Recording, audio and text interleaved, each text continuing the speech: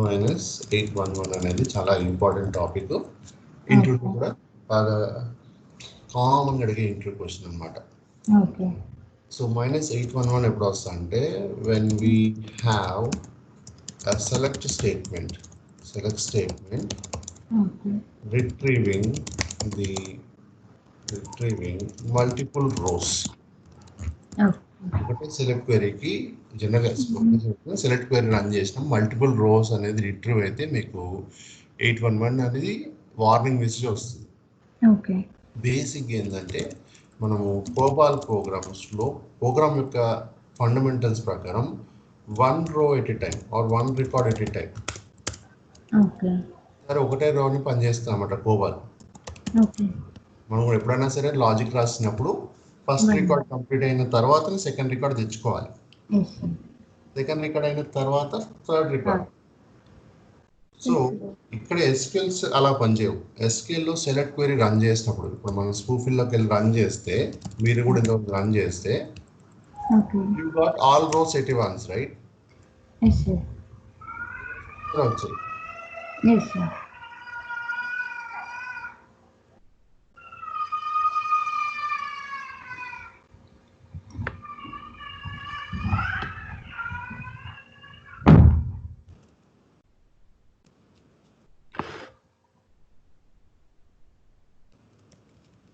Select star from claim table. ఓకేనా? దీన్ని run చేద్దాం.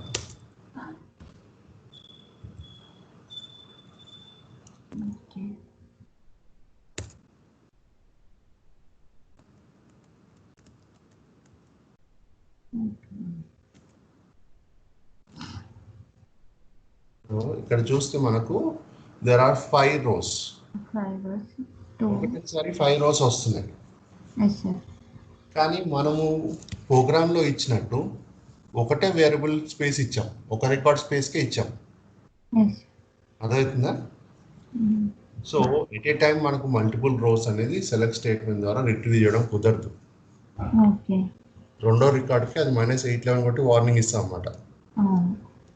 సో 811 అనేది మీకు 2 సినారియోస్ చెప్తాను, ఇంటర్లో గుర్తుపెట్టుకోండి. ఓకే, -811 డెవలపర్ ప్రోగ్రామ్ డెవలపింగ్ చేసేటప్పుడు వచ్చింది. దీనికి సొల్యూషన్ అనేది ఏంటంటే కసర్స్ వాడతారు. This is cursors concept. ఎందుకంటే when need to retrieve more rows or multiple rows from a table basically as an input. ఎప్పుడైతే మీ టేబుల్ అనేది మీకు ఇన్పుట్ అవుతుందో అప్పుడు మీరు కర్సర్ యూజ్ చేయాలి. ఓకే, గుర్తుపెట్టుకోండి. ఎప్పుడైనా టేబుల్ మీకు ఇన్పుట్ అయితే గిట్ట you should always go for a cursor. ఎందుకంటే టేబుల్ ఇన్పుట్ అయినా ఏదైనా సరే, ఫైల్ కానీ టేబుల్ కానీ, అందులో ఉన్న అన్ని రోస్ రీడ్ చేయాలి. సో మల్టిపుల్ రోస్ రీడ్ చేయాలి అంటే you should always go for cursors to resolve -811. Okay, support scenario. సపోర్ట్లో మనకు 811 వచ్చింది అంటే ప్రోగ్రాంలో సెలెక్ట్ క్వెరీ ఉన్నట్టు. ఓకేనా? సపోర్ట్ ప్రాజెక్ట్ అంటే ఆల్రెడీ ప్రోగ్రామ్ రన్ అవుతుంది అనమాట ప్రొడక్షన్లో. ఏదో ఒక రోజు -811తో అబెండ్ అయింది అనుకుందాం. సో దానికి మీనింగ్ ఏంటంటే ప్రోగ్రాంలో సెలెక్ట్ రాయడానికి కారణం ఏంటంటే అక్కడ మల్టిపుల్ రోస్ కాదు, సింగిల్ రో ఎక్స్పెక్టెడ్ అనమాట. ఓకే, సో ఒకవేళ డెవలపర్ మల్టిపుల్ రోస్ ఎక్స్పెక్ట్ చేసి ఉంటే ముందే కర్సర్స్ డిఫైన్ చేస్తాడు. ఏదైనా ప్రోగ్రాంలో సెలెక్ట్ క్వెరీ ఉంది అంటే అక్కడ ఓన్లీ ఒకటే రో రావాలి. The program select query okay is expecting only 1 row.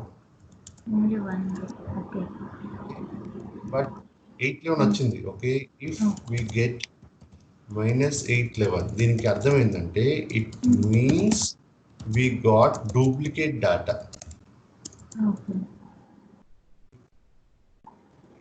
ఇది డేటా ఇష్యూ. ఓకేనా? ఇది డేటా ఇష్యూ. ప్రొడక్షన్లో ప్రోగ్రామ్ ఆల్రెడీ రన్ అవుతుంది అంటే it is coded get only single row. ఓకేనా, సింగిల్ రో రావడానికి వాడతారు అన్నమాట. ఓకే.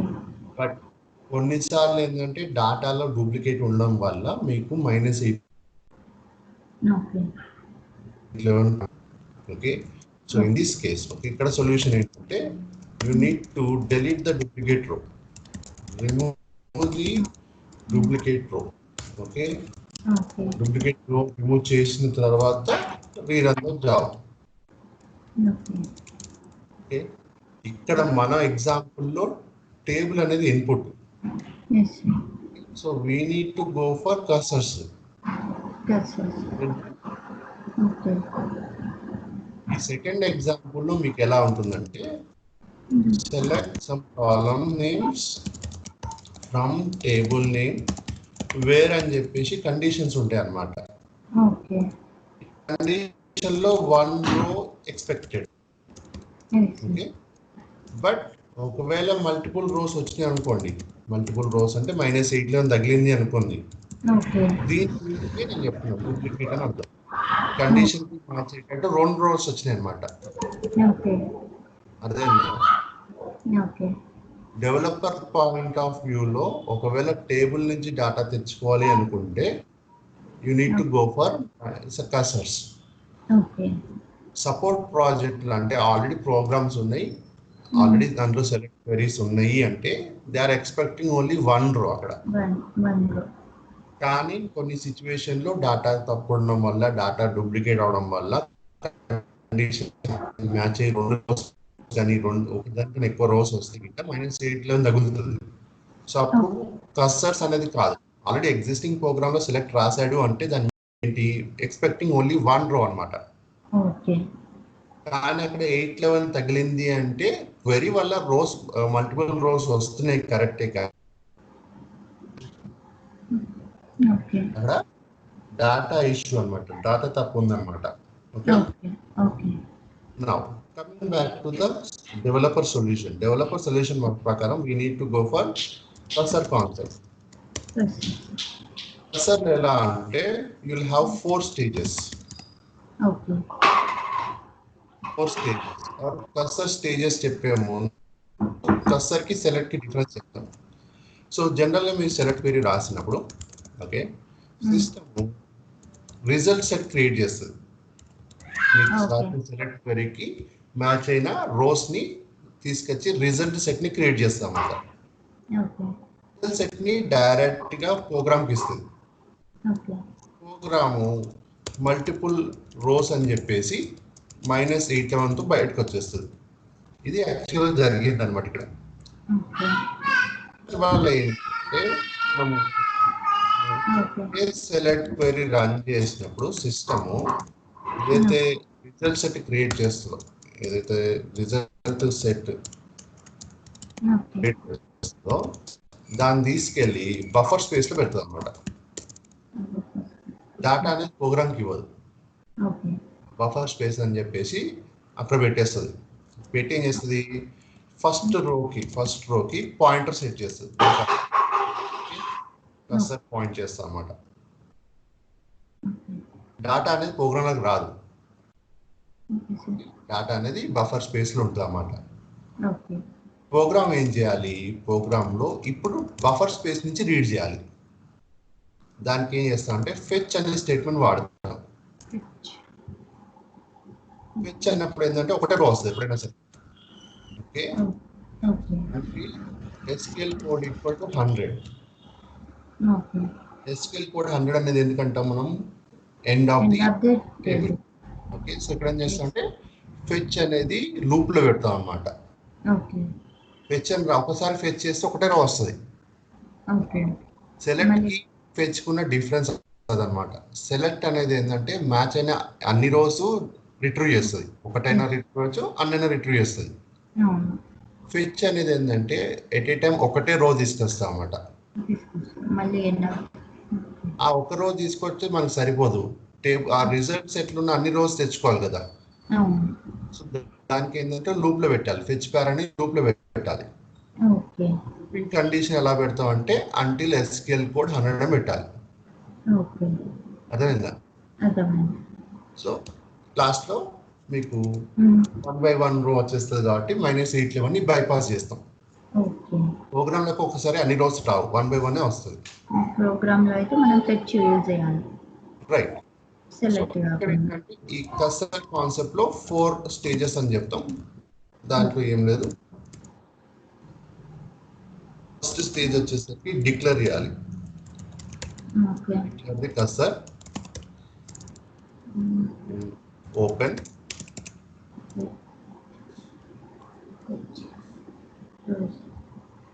సో ఫస్ట్ డిక్లేర్ చేయాలి. ఓకే.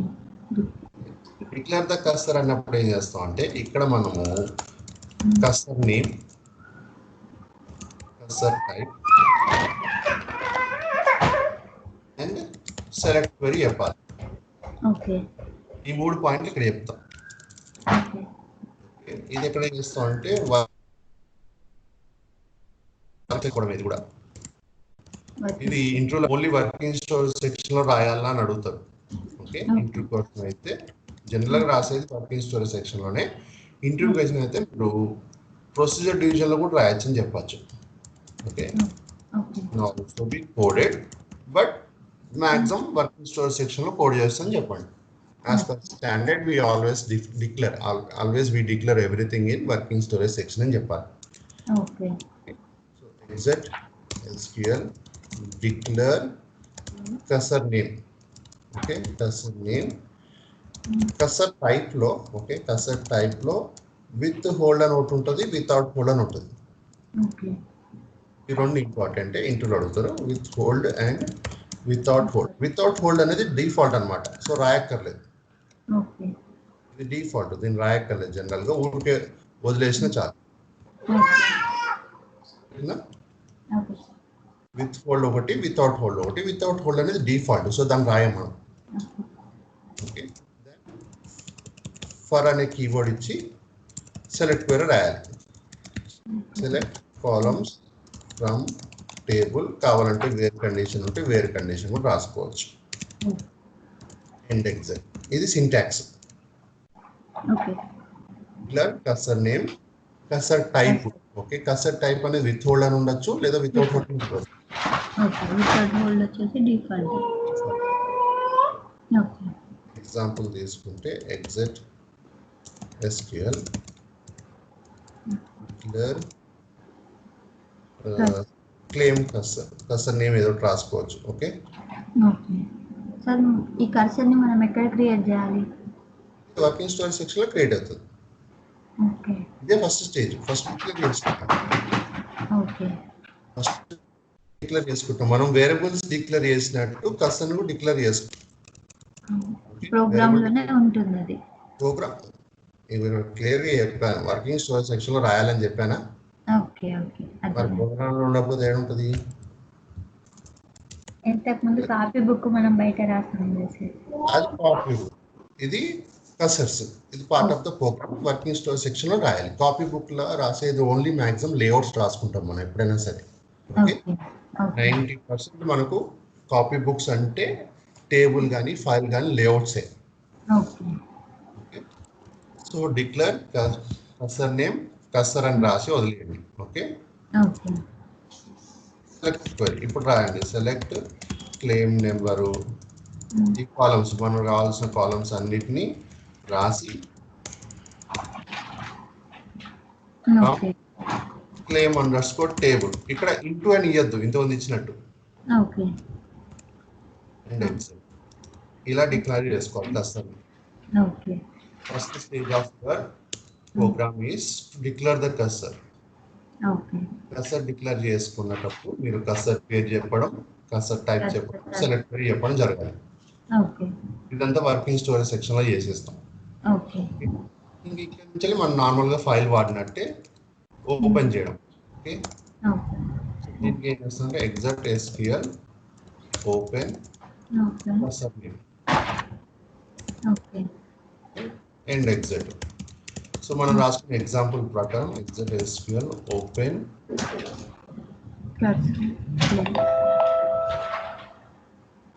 And exit. ఇలా మీకు తెలవాల్సిన నాలెడ్జ్ పాయింట్ ఏంటంటే ఎక్కడైతే క్వెరీ డిక్లేర్ చేశారో ఓకే క్వెరీ రాశారు ఇక్కడ ఎస్ సార్. క్వెరీ అనేది ఓపెన్ చేసినప్పుడే రన్ అవుతుంది ఓకే ఓకే. సెలెక్ట్ క్వెరీ అనేది okay select query will be executed and the result set is created okay. only after opening the cursor. Okay. Cursor open చేయందే ఈ result set అనేది create అవ్వదు. Okay. ఇది గుర్తుపెట్టుకొని ఇంటర్వ్యూలో కర్సర్ అనేది రిజల్ట్ సెట్ ఎప్పుడు ఫామ్ అవుతుందని అడుగుతారు. ఓకే. డిక్లరేషన్ అని చెప్పేటోళ్ళు చాలా మంది ఉంటారు. ఓకే. డిక్లేర్ చేసినప్పుడు ప్రిపేర్ అవ్వదు, ఓపెన్ చేసిన తర్వాత క్వెరీ రన్ అవుతుంది. ఓకే. ఇది ఇంటర్వ్యూ కోసం గుర్తుపెట్టుకోండి. సింటాక్స్ చాలా సింపుల్ అండి, చాలా సింపుల్ సింటాక్స్. మీరు క్వెరీ ప్రాపర్గా రాసుకుంటే చాలు. ఓకే. నెక్స్ట్ ఫెచ్ చేయడం. వచ్చిందంటే మనము బఫర్ స్కూల్ నుంచి డాటా తెచ్చుకుంటున్నాం. ఓకే. SQL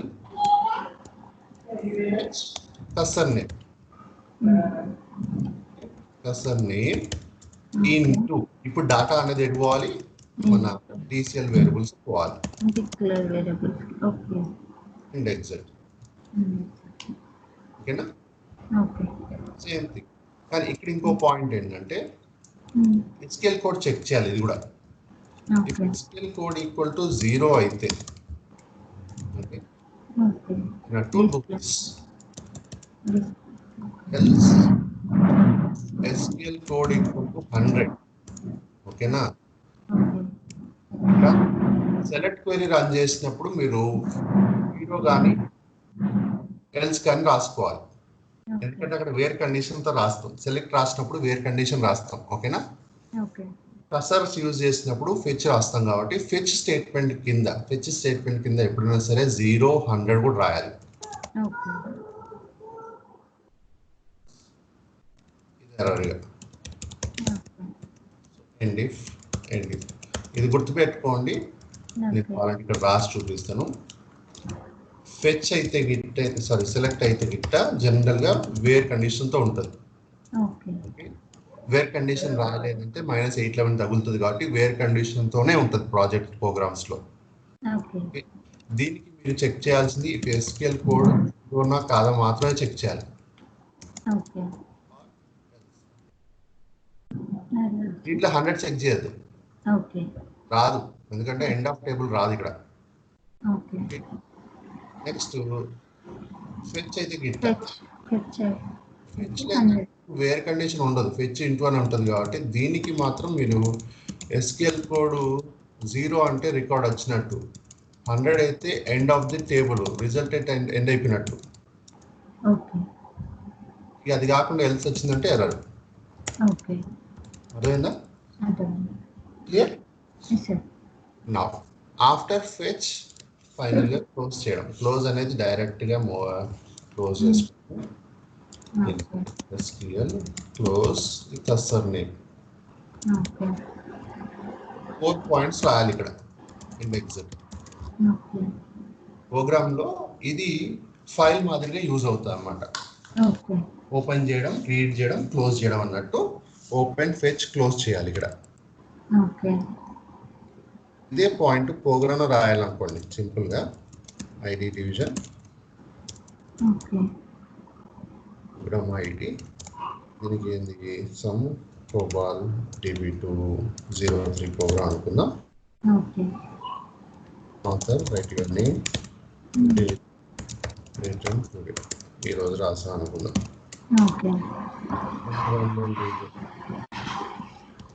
ఎన్విరాన్మెంట్ డివిజన్లో మనకు ప్రస్తుతానికి ఫైల్స్ లేదు.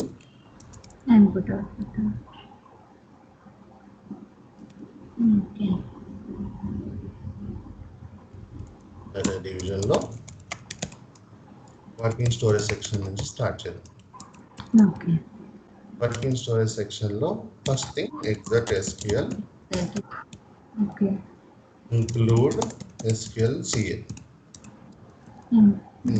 ఇది by default copy book add చేయాలి. ఇంక్లూడ్ మన TCL క్లెయిమ్ అనే కాపీ బుక్ ఏదైతుందో అది.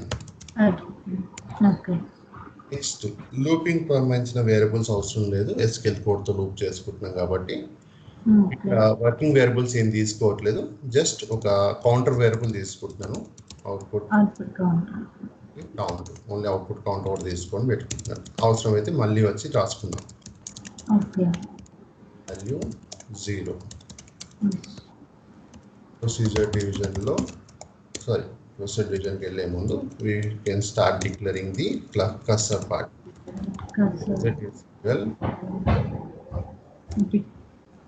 Where cursor name వచ్చేసరికి simply cursor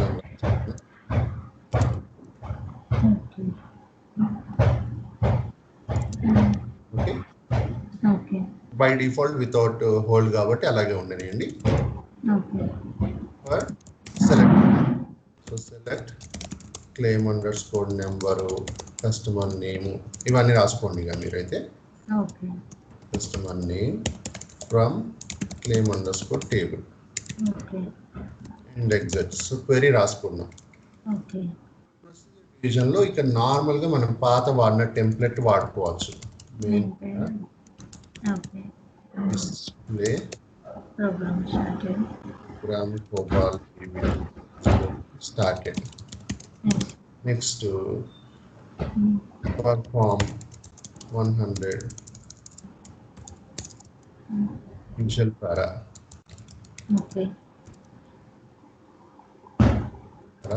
to 100 exit. Perform 200 fetch para. ఎందుకంటే ఇనిషియల్ పార్ లో ఓపెన్ చేసుకొని ఇక్కడ ఫెచ్ చేస్తాం.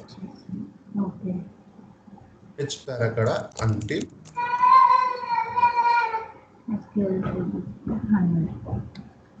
లాస్ట్ లో క్లోజ్ చేసుకుందాం. క్లోజ్ కి పారా డైరెక్ట్ గా రాసేస్తున్నాం. Exit SQL close claim cursor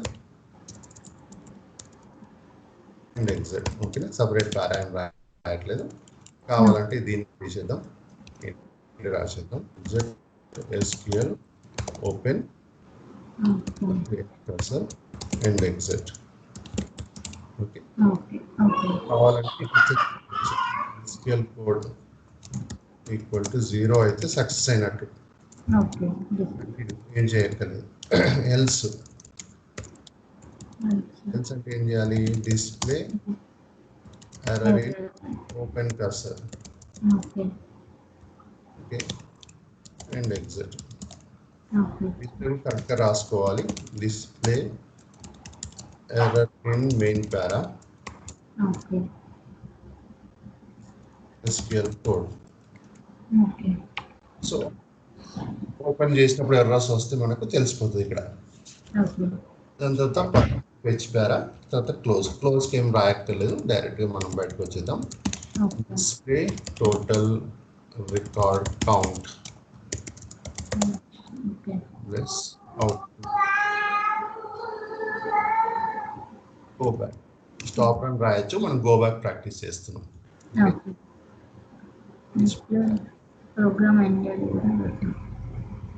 ఇక్కడ ఓపెన్ చేసుకున్నాం ఆల్రెడీ, ఇప్పుడు ఫెచ్ చేస్తున్నాం. So same exit SQL fetch cursor into variables రాసుకోవడం. ఇంకా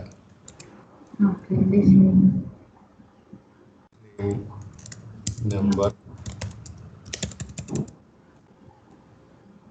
name for customer name.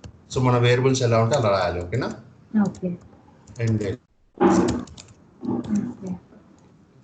Code equal to 0 success అయితే ఇట. I want just display DCL claim details or అని చెప్పేసి డైరెక్ట్గా డికల్ వేరియబుల్స్ని డిస్ప్లే చేసుకుందాం. ఓకే, DCL క్లెయిమ్ డీటెయిల్స్ మొత్తం గ్రూప్ డిస్ప్లే చేస్తున్నాను. జనరల్గా మనం డిస్ప్లే ప్రాజెక్ట్స్లో డిస్ప్లేలు ఏమి ఉండవు. ప్రోగ్రామ్స్ అని మనము ఇంకో టేబుల్కి కానీ ఇంకో ఫైల్కి కానీ పంపించుకుంటాం. ఇది only cursor point, only cursor వరకే మనం అర్థం చేసుకోవడానికి రాసుకున్న ప్రోగ్రామ్. ఓకేనా, ఎస్క్యూఎల్ కోడ్ ఈక్వల్ టు 100 అయితే ఏం చేయక్కర్లేదు, continue. Else display error in 200 fetch para. Okay, error వచ్చినప్పుడల్లా మీరు చేయాల్సింది 2 పాయింట్స్. ఎక్కడ ఎర్రర్ వచ్చింది, ఎందుకు ఎర్రర్ వచ్చిందో చెప్పాలి. Display error in SQL code is అని చెప్పేసి SQL కోడ్ని డిస్ప్లే చేసుకోండి.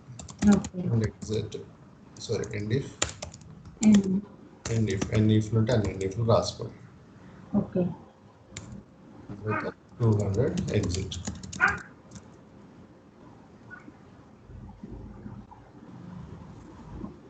ఫెచ్ అయితే గిట్ట సక్సెస్ఫుల్ అయితే గిట్ట డిస్ప్లే అవుతుంది. లేదు అనుకుంటే 100 వచ్చింది అనుకోండి, కంటిన్యూ అన్నప్పుడు అయితే బయటకు వచ్చేస్తుంది. ఓకేనా? గుర్తుపెట్టుకోండి, మీకు కంటిన్యూ కన్నా ఇక్కడ నెక్స్ట్ సెంటెన్స్ పనిచేస్తుంది.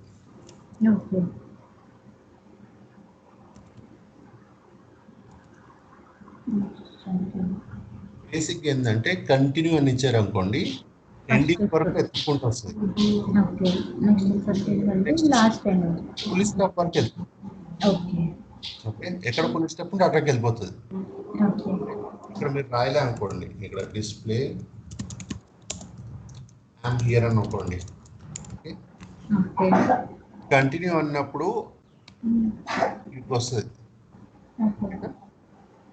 నెక్స్ట్ సెంటెన్స్ అన్నప్పుడు దీని తర్వాత స్టేట్మెంట్కి వెళ్తుంది. ఫుల్ స్టాప్ ఎక్కడ ఉందో అక్కడికి వెళ్తుంది. అదేందా? రాద్దాం, డిస్ప్లే ఐఎమ్ హియర్ టు. ఇదేమో కంటిన్యూ వస్తుంది,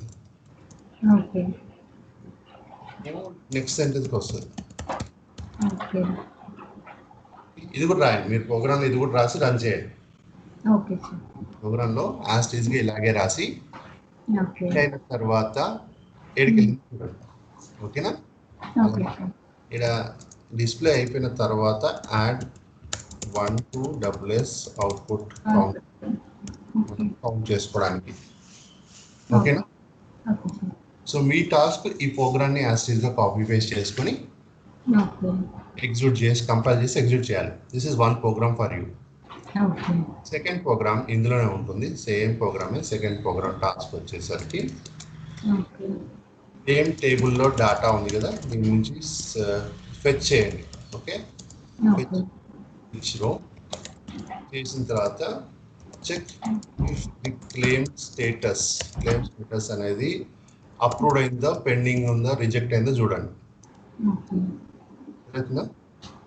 మీరు క్లెయిమ్స్ స్టేటస్ చూసారా? రైట్, అప్రూవ్డ్ అయింది, డిక్లైన్ అయింది, ఇన్ ప్రోగ్రెస్ ఉన్నాయిగా. ఏదైతే అప్రూవ్ అయినాయో వాటన్నిటిని ఫైల్లోకి రాయండి.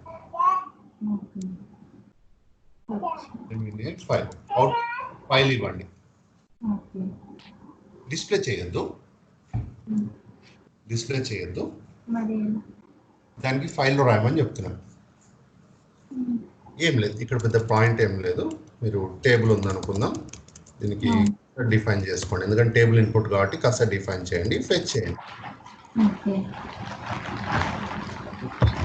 చెక్ ఇఫ్ కండిషన్ సెట్ చేయండి. ఒకవేళ ట్రూ అయితే, కండిషన్ ట్రూ అయితే మీరు ఏం చేయాలి, ఈ డికల్ వేరియబుల్స్ నుంచి మీ ఫైల్ వేరియబుల్స్కి మూవ్ చేసుకోవాలి. చేసుకున్న తర్వాత రైట్ స్టేట్మెంట్ ఇచ్చి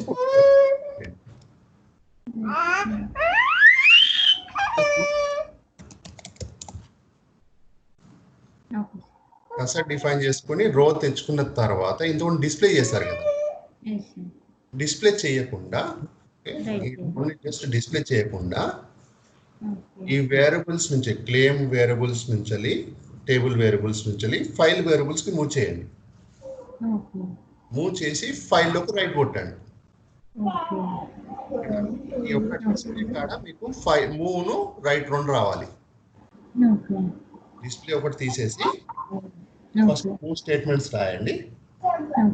స్టేట్మెంట్ రాసిన తర్వాత రైట్ స్టేట్మెంట్ ఇవ్వండి. ఒక డిస్ప్లే తీసి అది రాస్తే చాలు ఈ ప్రోగ్రామ్ లో. మిగతా ఏదంటే కావాలంటే ఎన్విరాన్మెంట్ డివిజన్ లో ఫైల్ డిఫైన్ అవ్వాలి. సెలెక్ట్ ఫైల్ సెక్షన్ లో లేఅవుట్ ఎఫ్డి ను రికార్డ్ లేఅవుట్ ఆ డీటెయిల్స్ రావాలి. ఓకే. డివిజన్ లో సపరేట్ గా ఓపెన్ ప్యారా ఫైల్ ఓపెన్ చేయండి. ఇదో క్లెయిమ్ కసర్ ఓపెన్ చేసుకోండి. ఓకే, క్లోజ్ ప్యారాలో ఫైల్ క్లోజ్ చేయండి. ఓకే. సో ప్రోగ్రామ్ ఏంటంటే మీకు అవుట్పుట్ అనేది ఫైల్ అవుతుంది. టేబుల్ అవుట్పుట్ అనేది ఫైల్ అవుతుంది. సో ఫస్ట్ నేను రాసిన కసర్ ప్రోగ్రామ్ ని కాపీ పేస్ట్ చేసి రన్ చేసి చూడండి. ఓకే. ఆ సక్సెస్ అయితే దాన్ని యాసిడ్ గా కాపీ చేసుకొని ఫైల్ కాన్సెప్ట్ ని అలా ఇంక్లూడ్ చేయండి అంతే. ఓకే. రాసిన కోబాల్ ప్రోగ్రామ్ లో ఫైల్స్ ఇంతకుముందు కోబాల్ ప్రోగ్రామ్ లో అన్ని ఫైల్స్ రాసాం కదా, సెలెక్ట్ ఫైల్ అవన్నీ వచ్చేస్తాయి. అదంతా. ఓకే. ఆ కాన్సెప్ట్ ఏం మిస్ అవ్వదు. ఓకే. ట్రై చేయండి, నేను ప్రాక్టికల్ చెప్తున్నాను. Okay sir.